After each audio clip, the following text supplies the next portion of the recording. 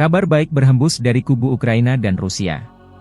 Sebanyak 95 tentara Ukraina dan Rusia saling dibebaskan dalam rangka pertukaran tahanan perang dua kubu. Dari Ukraina, 95 personel termasuk anggota angkatan bersenjata, Garda Nasional, dan Garda Perbatasan, demikian diumumkan Presiden Ukraina Volodymyr Zelensky 17 Juli waktu Kiev. Terima kasih kami kepada tim pertukaran kami dan Uni Emirat Arab, UEA, karena telah memediasi pembebasan mereka, kata Zelensky via pernyataan resminya. Terpisah, Kementerian Pertahanan Rusia mengklaim bahwa pembebasan tersebut terjadi sebagai bagian dari pertukaran tahanan, karena 95 tawanan Rusia juga dibebaskan. Markas Besar Koordinasi Tahanan Perang, POE, Ukraina kemudian mengonfirmasi pertukaran tersebut.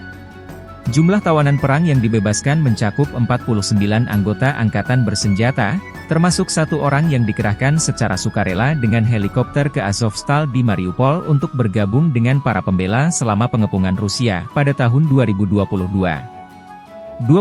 anggota Garda Nasional, 10 pelaut, 7 anggota pertahanan teritorial, dan 5 penjaga perbatasan juga dibebaskan, di antaranya.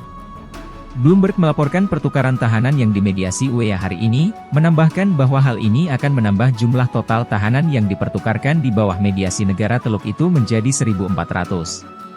Negara-negara Arab seperti UEA dan Arab Saudi telah berulang kali mengambil peran sebagai mediator dalam pertukaran tahanan antara Ukraina dan Rusia.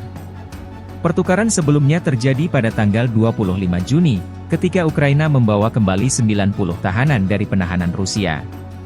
Pada tanggal 17 Juli, 3.405 tawanan Ukraina telah dibawa pulang dengan selamat sejak dimulainya invasi skala penuh, kata Ombudsman Dmytro Lubinets di Telegram.